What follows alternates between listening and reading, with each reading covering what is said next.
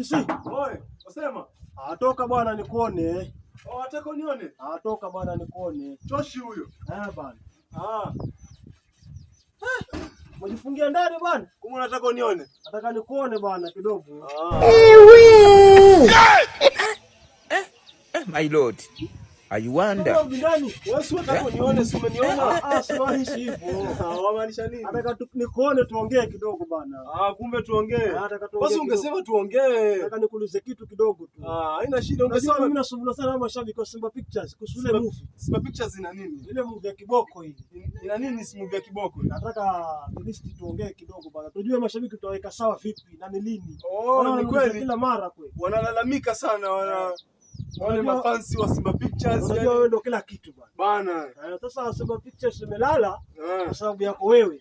Haina shida. Management ndio kidogo iko poa sahihi, lakini tukipata management atakuwa mambo si mabaya.